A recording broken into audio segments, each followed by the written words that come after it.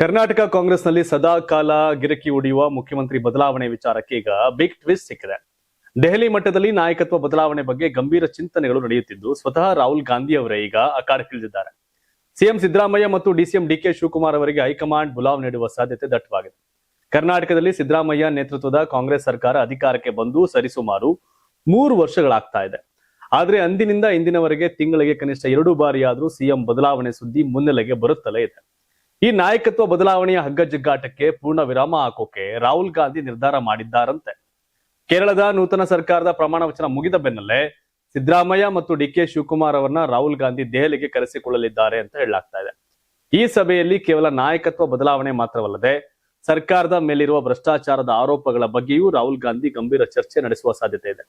ಮುಖ್ಯವಾಗಿ ಸಿಎಂ ಸಿದ್ದರಾಮಯ್ಯ ಅವರ ಆಪ್ತ ಸಚಿವರು ಮತ್ತು ನಾಯಕರ ಸುತ್ತ ಕೇಳಿ ಬರ್ತಿರ್ತಕ್ಕಂಥ ಕಿಕ್ ಬ್ಯಾಕ್ ಹಾಗೂ ಭ್ರಷ್ಟಾಚಾರದ ದೂರುಗಳಿಗೆ ಕಡಿವಾಣ ಹಾಕುವಂತೆ ಮುಖ್ಯಮಂತ್ರಿಗಳಿಗೆ ರಾಹುಲ್ ಖಡಕ್ ಸೂಚನೆ ಕೊಡಲಿದ್ದಾರೆ ಅಂತ ಮೂಲಗಳು ತಿಳಿಸಿವೆ. ಸ್ಥಳೀಯ ಸಂಸ್ಥೆಗಳ ಚುನಾವಣೆ ಮತ್ತು ರಾಜ್ಯಸಭೆ ನೇಮಕಾತಿಗಳನ್ನ ಸುಸೂತ್ರವಾಗಿ ಮುಗಿಸುವಂತೆ ಉಭಯ ನಾಯಕರಿಗೆ ಸೂಚನೆ ಸಿಗುವ ಸಾಧ್ಯತೆ ಇದೆ. ಅಲ್ಲಿಯವರೆಗೆ ರಾಜ್ಯದಲ್ಲಿ ನಾಯಕತ್ವ ಬದಲಾವಣೆ ವಿಚಾರದಲ್ಲಿ ಯಥಾಸ್ಥಿತಿ ಕಾಪಾಡಿಕೊಳ್ಳುವಂತೆ ಮತ್ತು ಬಹಿರಂಗ ಹೇಳಿಕೆ ನೀಡದಂತೆ ರಾಹುಲ್ ಗಾಂಧಿ ವಾರ್ನಿಂಗ್ ಕೊಡ್ತಾರೆ ಅಂತ ಒಂದು ಬಣದ ವಾದ. ಡಿಕೆ ಶಿವಕುಮಾರ್ ಬಣ ಹೇಳ್ತದೆ ಇಲ್ಲ ಡಿಕೆ ಶಿವಕುಮಾರ್ ಮುಖ್ಯಮಂತ್ರಿಯಾಗಿ ಘೋಷಣೆ ಮಾಡ್ತಾರೆ ಅಂತ. ಇದು ತೋಳ ಮತ್ತು ತೋಳ ಅನ್ನೋ ತರ ಆಗ್ಬಿಡೈತೆ. ಈಗ ಆಗ ಅಂತ ಸೆಪ್ಟೆಂಬರ್, ಅಕ್ಟೋಬರ್, ನವೆಂಬರ್, ಡಿಸೆಂಬರ್, ಜನವರಿ, ಫೆಬ್ರವರಿ, ಮಾರ್ಚ್, ಏಪ್ರಿಲ್, ಮೇ 3 ವರ್ಷ ಆಗೋಯ್ತು ಸರ್ಕಾರಕ್ಕೆ. ತಿಂಗಳು ಡಿಕೆ ಶಿವಕುಮಾರ್ ಬರ್ಡೇ ಮೇ 15ಕ್ಕೆ. ಗುಡ್ ನ್ಯೂಸಾ? ಇನ್ನೊಂದೇನೋ ಸುದ್ದಿ ಇದೆ. ಏನು? ಕರ್ನಾಟಕ ಕಾಂಗ್ರೆಸ್ ಸದ್ಯ ಕೇಳಿ ಬರ್ತಿರ್ತಕ್ಕಂಥ ನಾಯಕತ್ವ ಬದಲಾವಣೆ ಮತ್ತು ಸಂಪುಟ ಪುನರ್ರಚನೆಯ ಚರ್ಚೆಗಳಿಗೆ ಈಗ ಶಾಸಕ ಎಚ್.ಸಿ. ಬಾಲಕೃಷ್ಣ ಹೊಸ ಆಯಾಮ ಕೊಟ್ಟಿದ್ದಾರೆ. ಮೇ ಅಂತ್ಯದ ವೇಳೆಗೆ ಪಕ್ಷದೊಳಗಿನ ಎಲ್ಲಾ ಗೊಂದಲಗಳು ಇತ್ಯರ್ಥವಾಗಲಿವೆ ಅಂತ ಹೇಳುವ ಮೂಲಕ ರಾಜಕೀಯ ವಲಯದಲ್ಲಿ ಕುತೂಹಲ ಮೂಡಿಸಿದ್ದಾರೆ. ರಾಜ್ಯ ಕಾಂಗ್ರೆಸ್ ಅಲ್ಲಿ ನಾಯಕತ್ವ ಬದಲಾವಣೆಯ ಚರ್ಚೆಗಳು ದಿನಕ್ಕೊಂದು ತಿರುವು ಪಡೆಯುತ್ತಿವೆ. ಈ ಬಗ್ಗೆ ಮಾತನಾಡಿರ್ತಕ್ಕಂಥ ಮಾಗಡಿ ಶಾಸಕ ಎಚ್.ಸಿ. ಬಾಲಕೃಷ್ಣ ಮೇ ತಿಂಗಳ ಅಂತ್ಯಕ್ಕೆ ಕಾಂಗ್ರೆಸ್ಗೆ ಶುಭ ಕಾಲ ಆರಂಭವಾಗುವ ವಿಶ್ವಾಸ ವ್ಯಕ್ತಪಡಿಸಿದ್ದಾರೆ. ಕೇರಳದ ರಾಜಕೀಯ ಬೆಳವಣಿಗೆಗಳ ನಂತರ ಸಂಪುಟ ವಿಸ್ತರಣೆ ಅಥವಾ ನಾಯಕತ್ವ ಕುರಿತ ಇರುವ ಗೊಂದಲಗಳಿಗೆ ಹೈಕಮಾಂಡ್ ಶೀಘ್ರವೇ ಪೂರ್ಣ ವಿರಾಮ ಹಾಕಲಿದೆ ಅಂತ ತಿಳಿಸಿದ್ದಾರೆ. ಇನ್ನು ಗ್ರೇಟರ್ ಬೆಂಗಳೂರು ರಚನೆಯ ಉದ್ದೇಶದಿಂದ ಚುನಾವಣೆ ವಿಳಂಬವಾಗ್ತಾ ಇದೆ ಎಂಬುದನ್ನು ಒಪ್ಪಿಕೊಂಡಿದ್ದಾರೆ. ಸುಪ್ರೀಂ ಕೋರ್ಟ್ ಸೂಚನೆ ನೀಡಿದ್ರು 5 ಪಾಲಿಕೆಗಳ ರಚನೆಯ ನಿರ್ಧಾರ ಅಂತಿಮವಾಗಿದ್ದು ಈ ಬಗ್ಗೆ ಅಫಿಡವಿಟ್ ಸಲ್ಲಿಸಲಾಗಿದೆ. ನ್ಯಾಯಾಲಯದ ತೀರ್ಪಿನ ಆಧಾರದ ಮೇಲೆ ಮುಂದಿನ ನಡೆ ನಿರ್ಧಾರವಾಗಲಿದೆ ಅಂತ ಅವರು ಸ್ಪಷ್ಟಪಡಿಸಿದ್ದಾರೆ. ಇದೇ ವೇಳೆ ಪ್ರಧಾನಿ ನರೇಂದ್ರ ಮೋದಿ ಅವರು ಚಿನ್ನ ಮತ್ತು ಇಂಧನ ಬಳಕೆಯನ್ನು ಮಿತಿಗೊಳಿಸುವಂತೆ ನೀಡಿರುವ ಕರೆಗೆ ಬಾಲಕೃಷ್ಣ ವ್ಯಂಗ್ಯವಾಡಿದ್ದಾರೆ. ಬಿಜೆಪಿ ಎನ್ನುವುದು ಶ್ರೀಮಂತರ ಪಕ್ಷ, ಶ್ರೀಮಂತರೇ ಚಿನ್ನ ಮತ್ತು ಕಾರುಗಳನ್ನ ಹೆಚ್ಚು ಬಳಸ್ತಾರೆ. ಹೀಗಾಗಿ ಪ್ರಧಾನಿಗಳು ತಮ್ಮ ಪಕ್ಷದವರಿಗೆ ಮೊದಲು ಈ ತ್ಯಾಗ ಮಾಡುವಂತೆ ಕೇಳಿಕೊಳ್ಳಲಿ ಅಂತ ಲೇವಡಿ ಮಾಡಿದ್ದಾರೆ.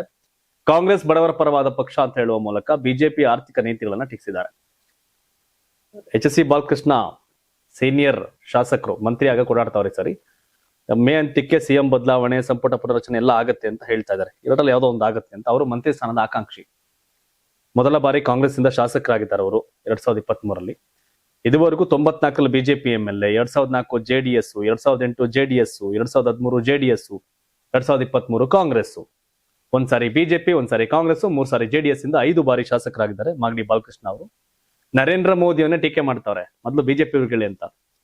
94 ನರೇಂದ್ರ ಮೋದಿಗಿಂತ ಮೊದಲೇ ಬಿಜೆಪಿ ಎಂಎಲ್ಎ ಬಾಲಕೃಷ್ಣ ಅವರು ಗುಜರಾತ್ ಅಲ್ಲಿ ಮುಖ್ಯಮಂತ್ರಿ ಆದ್ರು 2ರಲ್ಲಿ. ಇವರು 94 ಬಿಜೆಪಿ ಎಂಎಲ್ಎ ಆಗಿದ್ದು. ಅಂಡ್ ಟೀಕೆ ಟಿಪ್ಪಣಿ ಸಹಜವಾಗಿ ನಡೀತಾ ಇರುತ್ತೆ, ನೋಡ್ಬೇಕು. ಇನ್ನೊಂದಷ್ಟು ಜನ ಪಟ್ಟಿಡಿದವ್ರಂತ ಏನಂತ, ಪಂಚರಾಜ್ಯಗಳ ಹೆಚ್ಚು ಮುಗೀತೀಗ, ಫಲಿತಾಂಶ ಆಯ್ತು. ಆದ್ರೆ ಏನು, ಇನ್ನು ಕೇರಳದಲ್ಲಿ ಮುಖ್ಯಮಂತ್ರಿ ಅನೌನ್ಸ್ ಮಾಡಕ್ಕಾಗಲಿಲ್ಲ ಕಾಂಗ್ರೆಸ್ ಕೈಲಿ. ಕೆ.ಸಿ. ವೇಣುಗೋಪಾಲ, ಸತೀಶನ್ ಅನ್ನೋ ಚರ್ಚೆ ಆಗ್ತೈತೆ, ರಮೇಶ್ ಚೆನ್ನಿತ್ತಲ್ಲ ಅಂತ. ಅಗ್ಗಜಗ್ಗಾಟ ಇದೆ, ನೋಡ್ಬೇಕು. ಎಲ್ಲಿಯವರೆಗೆ ಶಾಸಕರು ಸಚಿವ ಸ್ಥಾನಕ್ಕೆ ಕಾಯ್ತಿದ್ರೆ, ಈಗ ಪರಿಷತ್ ಸದಸ್ಯರು ಕೂಡ ಮಂತ್ರಿಗಿರಿ ಗಿಟ್ಟಿಸಿಕೊಳ್ಳಲು ದೆಹಲಿ ಮಟ್ಟದಲ್ಲಿ ಕಸರತ್ತು ಆರಂಭಿಸಿದ್ದಾರೆ. ಉಸ್ತುವಾರಿ ರಣದೀಪ್ ಸಿಂಗ್ ಸುರ್ಜೇವಾಲಾ ಅವರನ್ನ ಭೇಟಿ ಮಾಡಿರ್ತಕ್ಕಂಥ ಎಂಎಲ್ಸಿಗಳ ತಂಡ ಮಹತ್ವದ ಬೇಡಿಕೆಗಳನ್ನು ಮುಂದಿಟ್ಟಿದೆ. ಹಿರಿಯ ಶಾಸಕರು ಸಚಿವ ಸ್ಥಾನಕ್ಕಾಗಿ ತೆರೆಮರೆಯ ಪ್ರಯತ್ನ ನಡೆಸುತ್ತಿರುವಾಗಲೇ ಈಗ ಪರಿಷತ್ ಸದಸ್ಯರಾದ ಪುಟ್ಟಣ್ಣ, ಮಧುಜಿ ಮಾದೇಗೌಡ, ಬಸನಗೌಡ ಬಾದರ್ಲಿ, ಚಂದ್ರಶೇಖರ್ ಪಾಟೀಲ್ ಹಾಗೂ ಡಿ ಶ್ರೀನಿವಾಸ್ ಅವರು ದೆಹಲಿಯಲ್ಲಿ ಪ್ರತ್ಯಕ್ಷವಾಗಿದ್ದಾರೆ. ಇವರಲ್ಲೆಲ್ಲ ಫಸ್ಟ್ ಟೈಮ್ ಸೀನಿಯರ್ ಎಂಎಲ್ಸಿ ಅಂದ್ರೆ ಪುಟ್ಟಣ್ಣ, ಇನ್ನೆಲ್ಲ ಫಸ್ಟ್ ಟೈಮ್ ಎಂಎಲ್ಸಿಗಳು ಹೆಚ್ಚು ಕಮ್ಮಿ. ಎಐಸಿಸಿ ಪ್ರಧಾನ ಕಾರ್ಯದರ್ಶಿ ರಣದೀಪ್ ಸಿಂಗ್ ಸುರ್ಜೇವಾಲಾ ಅವರನ್ನ ಭೇಟಿ ಮಾಡಿರ್ತಕ್ಕಂಥ ಈ ತಂಡ ಸಂಪುಟದಲ್ಲಿ ಪರಿಷತ್ ಸದಸ್ಯರಿಗೆ ಸಮಾನ ಆದ್ಯತೆ ನೀಡಬೇಕು ಅಂತ ಒತ್ತಾಯ ಮಾಡಿದ್ದಾರೆ. ಸಚಿವ ಸಂಪುಟವನ್ನ ಶೀಘ್ರವಾಗಿ ಪುನರ್ರಚನೆ ಮಾಡಬೇಕು ಎಂಬುದು ಈ ನಾಯಕರ ಪ್ರಮುಖ ಬೇಡಿಕೆ. ಹಿರಿಯ ಶಾಸಕರಿಗೆ ಅವಕಾಶ ನೀಡುವಂತೆ ಕನಿಷ್ಠ 5 ಪರಿಷತ್ ಸದಸ್ಯರಿಗೆ ಕ್ಯಾಬಿನೆಟ್ನಲ್ಲಿ ಸ್ಥಾನ ನೀಡಬೇಕು ಅಂತ ಈ ತಂಡ ಪಟ್ಟು ಹಿಡಿದಿದೆ. ಅಷ್ಟೇ ಅಲ್ಲದೆ ರಾಜ್ಯದಲ್ಲಿ ದೀರ್ಘಕಾಲದಿಂದ ನೆನೆಗುದಿಗೆ ಬೀರ್ತಕ್ಕಂಥ ಮುಖ್ಯಮಂತ್ರಿ ಬದಲಾವಣೆಯ ಗೊಂದಲವನ್ನ ಶೀಘ್ರವಾಗಿ ಬಗೆಹರಿಸುವಂತೆ ಹೈಕಮಾಂಡ್ಗೆ ಮನವಿ ಮಾಡಿದ್ದಾರೆ. ಇದು ಇಂಪಾರ್ಟೆಂಟ್. ಇವರೆಲ್ಲ ಡಿ ಕೆ ಶಿವಕುಮಾರ್ ಕಡೆಯವರು ಬೆಂಬಲಿಗರು. ಹಾಗಾಗಿ ಡಿ ಕೆ ಮುಖ್ಯಮಂತ್ರಿ ಆಗ್ಲಿನೋ ಲೆಕ್ಕಾಚಾರ. ಫಸ್ಟ್ ಡಿ ಕೆ ಸಿಎಂ ಆಗ್ಲಿ, ಆಮೇಲೆ ನಮ್ಮನ್ನು ಮಂತ್ರಿ ಮಾಡ್ಲಿ ಅಂತ ಇದ್ದಂಗೈತೆ. ಇನ್ನು ಕೇವಲ ಸಚಿವ ಸ್ಥಾನ ಮಾತ್ರವಲ್ಲದೆ ನಿಗಮ ಮಂಡಳಿ ನೇಮಕಾತಿಯಲ್ಲಿ ಪಕ್ಷಕ್ಕಾಗಿ ದುಡಿದ ಕಾರ್ಯಕರ್ತರಿಗೆ ಹೆಚ್ಚಿನ ಆದ್ಯತೆ ನೀಡಬೇಕು ಅಂತ ಈ ನಾಯಕರು ಮನವಿ ಮಾಡಿದ್ದಾರೆ.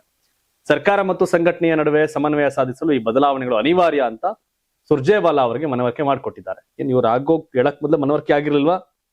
ಹೈಕಮಾಂಡ್ಗೆ ಎಲ್ಲವೂ ಗೊತ್ತು, ಬಟ್ ಯಾವಾಗ ಏನ್ ಆಕ್ಟ್ ಮಾಡ್ಬೇಕು ಅಂತ ಗೊತ್ತು ಅವ್ರಿಗೆ. ಹಾಗಾಗಿ ಕಾಂಗ್ರೆಸ್ನ ಹೈಕಮಾಂಡ್ ಇದೆಯಲ್ಲ, ಈಸಿ ಅಲ್ಲ, ಬಹಳ ಸ್ಟ್ರಾಂಗ್ ಅದು. ಹಾಗಾಗಿ ಇವ್ರು ಕನ್ವಿನ್ಸ್ ಮಾಡಕ್ ಆಯ್ತಲ್ಲ. ನೀವು ಸಣ್ಣ ಆಗ್ಬೇಕಲ್ವಾ? ಅದು ಒಂದು ಉತ್ತಮ ಆಹಾರದಿಂದ ಸಣ್ಣ ಆಗ್ಬೇಕಲ್ವಾ? ಪ್ರತಿದಿನ ನಮ್ಮ ಜೀನಿ ಸ್ಲಿಮ್ ನ ಯೂಸ್ ಮಾಡಿ ಯಾವುದೇ ಸೈಡ್ ಎಫೆಕ್ಟ್ ಇಲ್ದಂಗೆ ನೀವು ಸಣ್ಣ ಆಗ್ತೀರಾ.